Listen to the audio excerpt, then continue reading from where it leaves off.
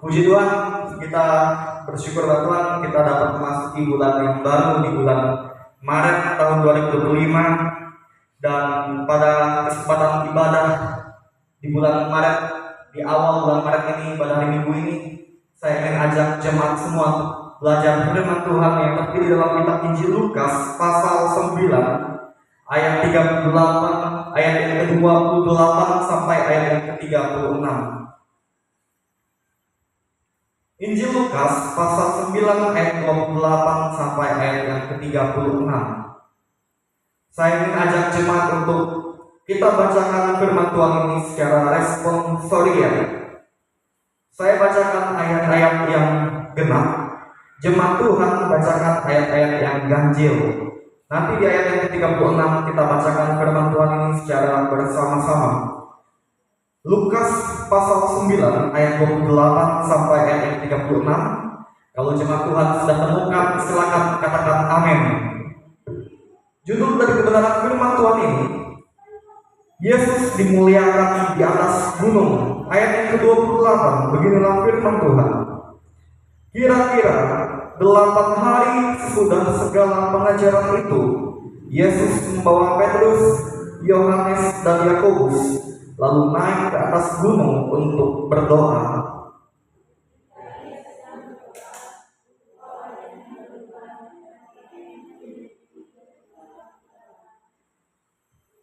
Dan tampaklah 2 orang berbicara dengan dia, yaitu Musa dan Elia.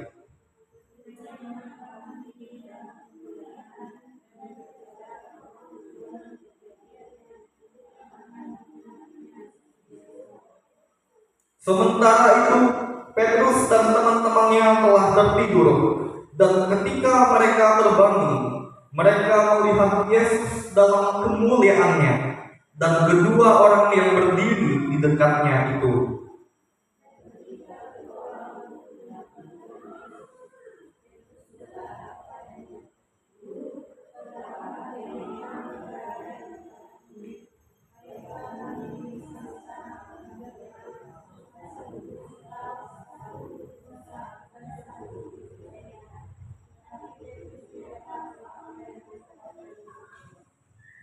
Sementara ia berkata demikian, datanglah awan menaungi mereka, dan ketika mereka masuk ke dalam awan itu, takutlah mereka.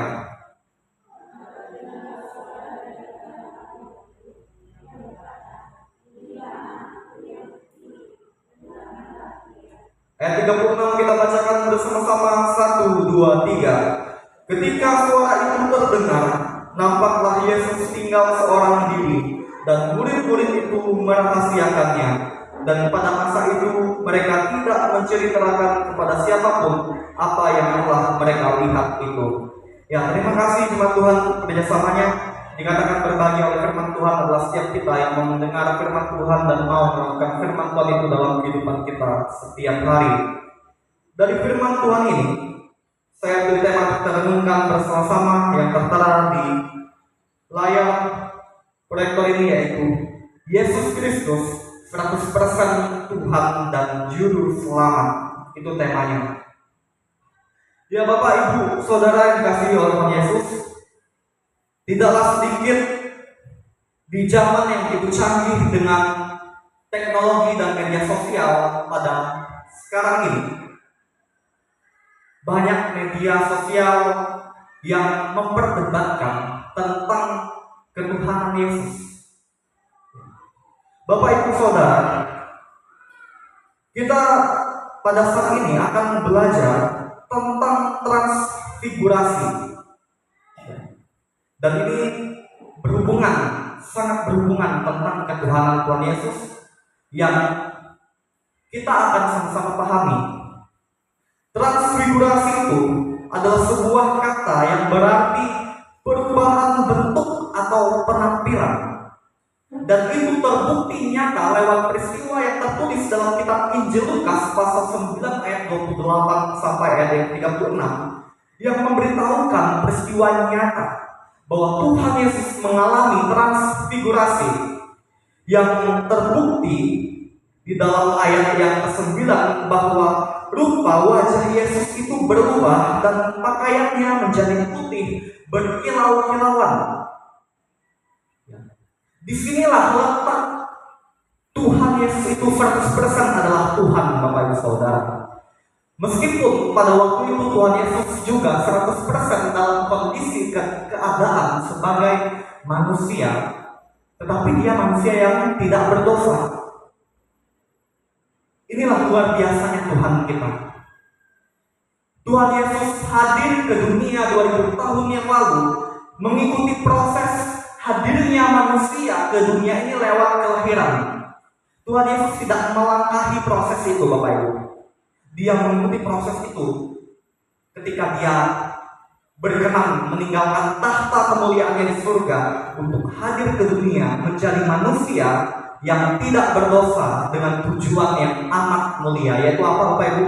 Tujuannya adalah untuk menebus dan menyelamatkan kita umat manusia berdosa yang nanti kita akan peringati pada saat Jumat Agung. Bapak Ibu Saudara, itulah agenda tujuan utama Tuhan Yesus hadir ke dunia 2000 tahun yang lalu, dan itu sudah digenapi, Bapak Ibu Saudara. Dan dalam keadaan kondisi Tuhan Yesus sebagai manusia, ketika Tuhan Yesus mengajak Petrus, Yakobus, dan Yohanes naik ke atas gunung, dan Tuhan Yesus berdoa di gunung itu, Bapak Ibu Saudara.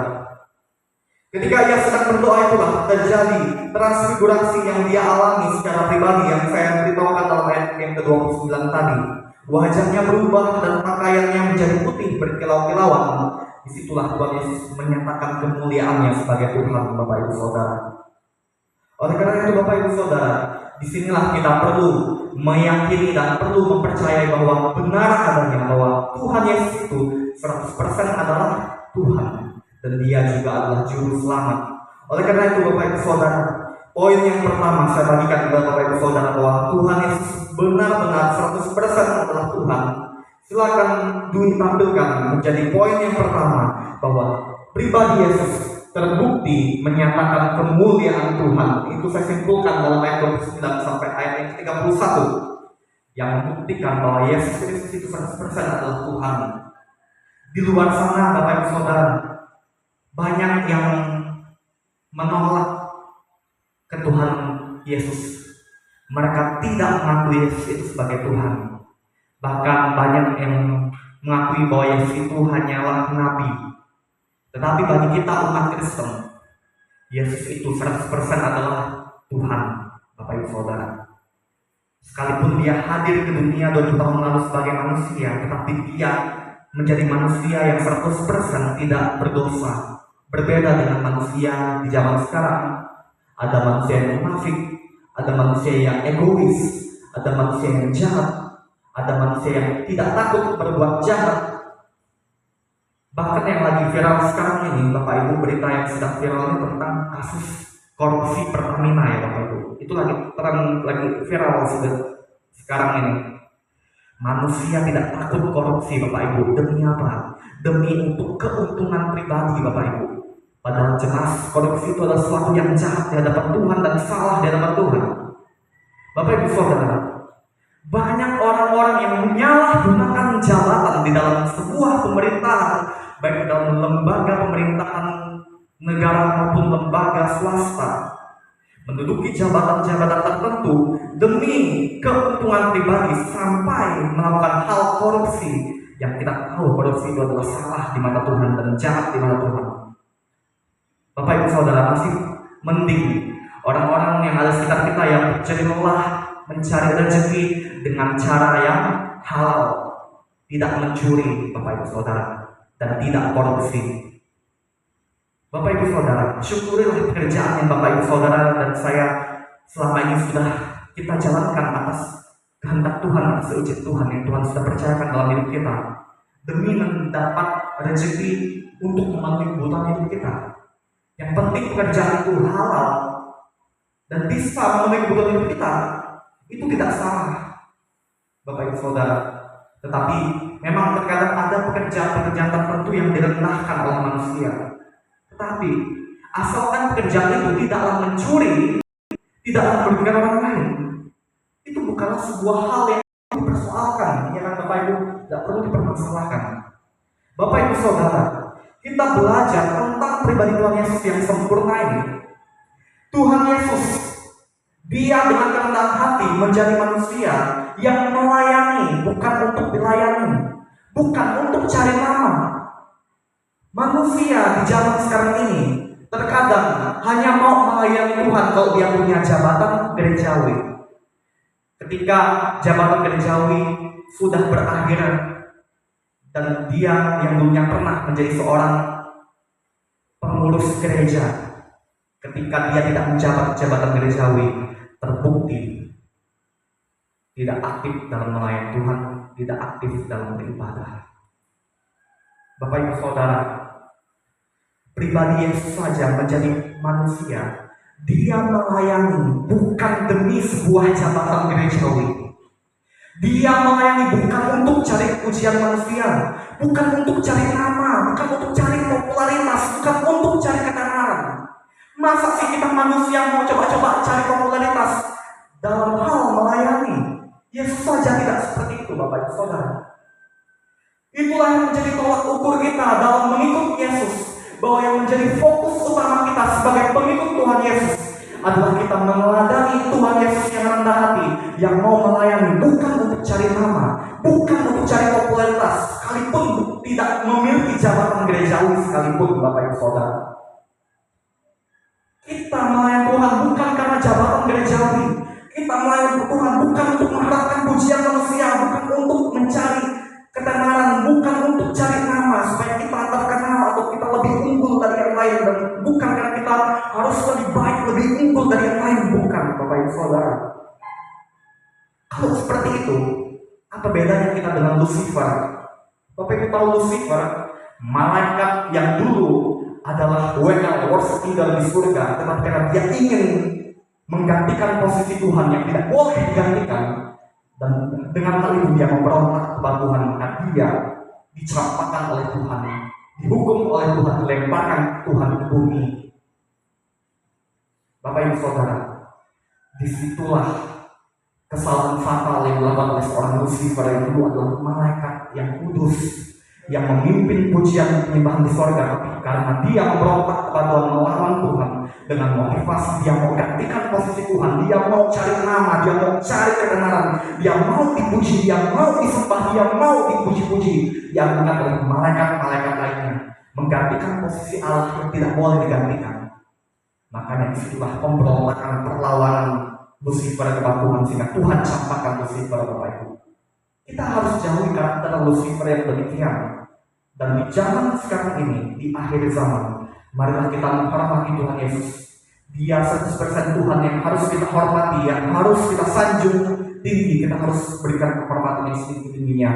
Dan marilah kita mau dengan segenap hati kita sebagai anak Tuhan, kita melayani Tuhan, kita beribadah kepada Tuhan dengan motivasi yang benar. Motivasi yang benar itu adalah kita mau dengan segenap hati menghormati Tuhan, kita menyembah Tuhan dengan kerendahan hati, dengan motivasi yang benar, dengan ketulusan, tulus, Bapak Ibu, bukan untuk motivasi yang salah hanya karena demi keuntungan pribadi.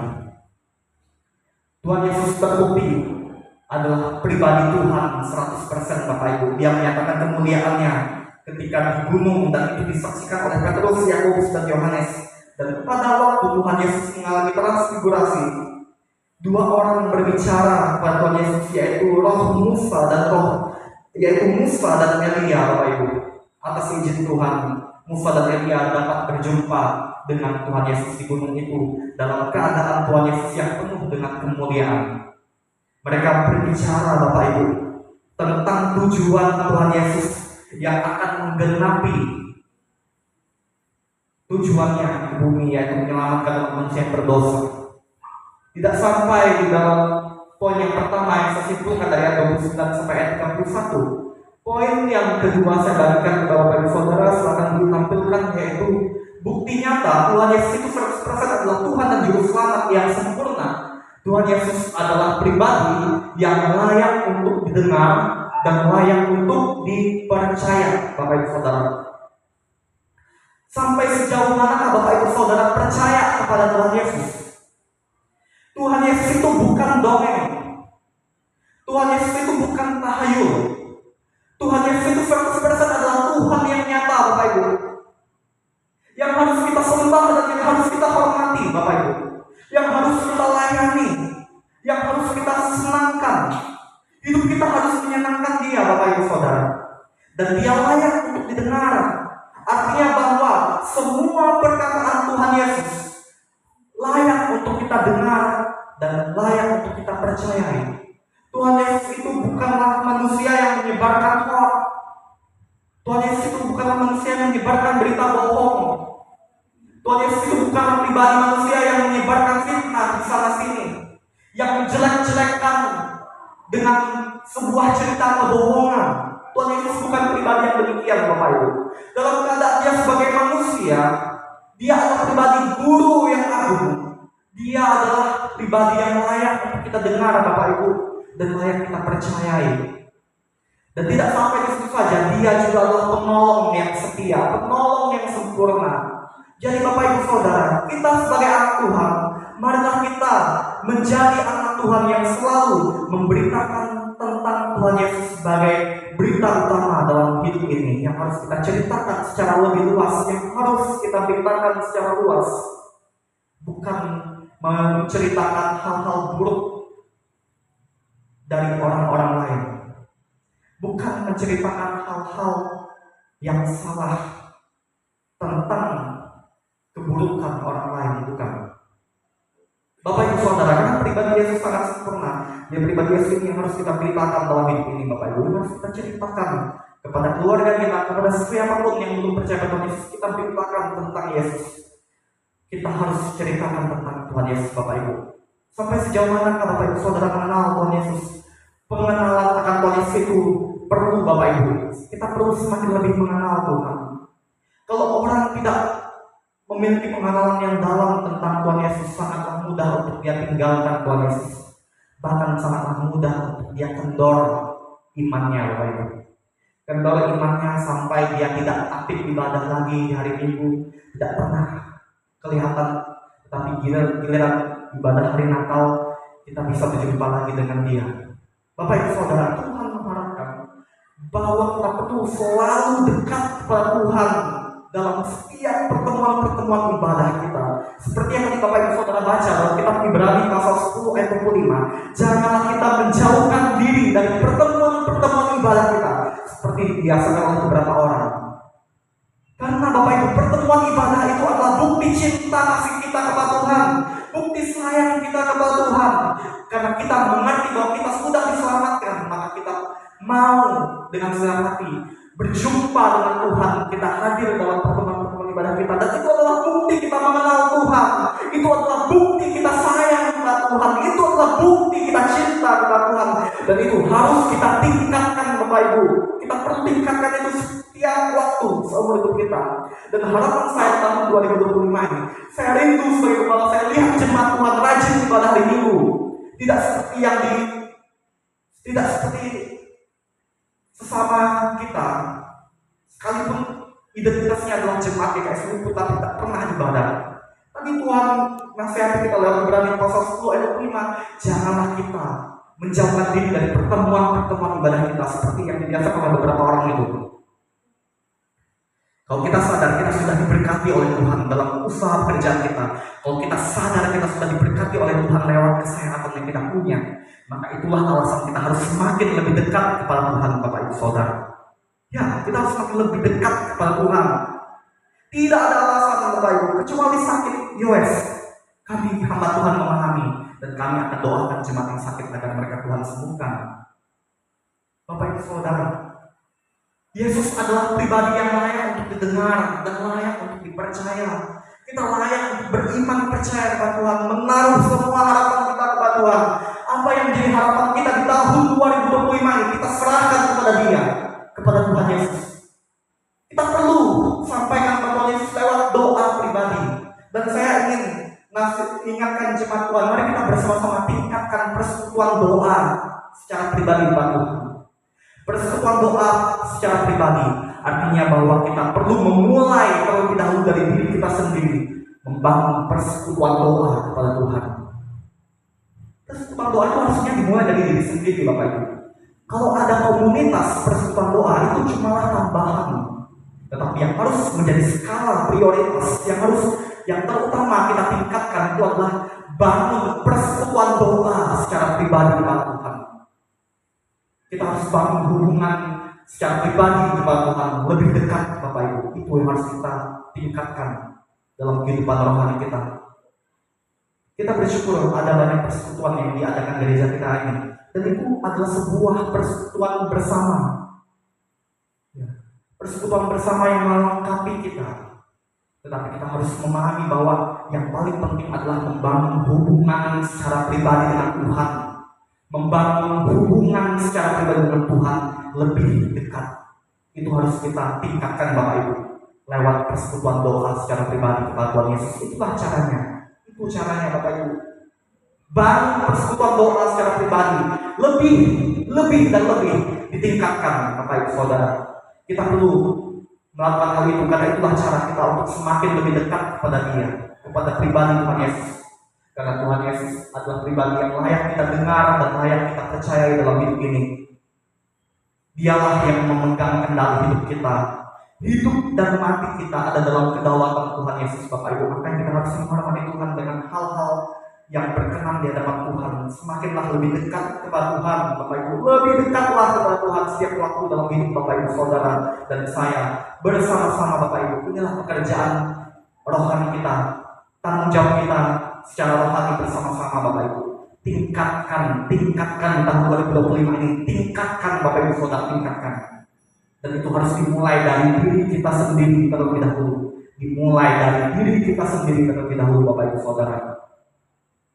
Sebagai bukti kita mengasihi Tuhan, menghormati Tuhan. Sebagai bukti kita mengucap syukur dan berterima kasih karena Tuhan Yesus sudah memberkati hidup kita. Dan yang paling penting adalah Tuhan Yesus sudah menyelamatkan Bapak Ibu Saudara dan saya lewat pengorbanannya kayu salib. Bapak Ibu Saudara, banyak hal yang ingin saya sampaikan kepada Bapak Ibu Saudara, bahwa kita sebagai pengikut Tuhan Yesus, kita harus semakin lebih menghormati Tuhan, yaitu semakin lebih menghormati Tuhan Yesus dalam hidup ini. Bapak Ibu, di luar Tuhan Yesus kita tidak akan sanggup menjalani hari-hari hidup kita yang penuh dengan tantangan, yang penuh dengan masalah, yang penuh dengan persoalan, Bapak Ibu. Kita akan sanggup. Makanya kita perlu untuk semakin lebih dekat kepada Tuhan Yesus.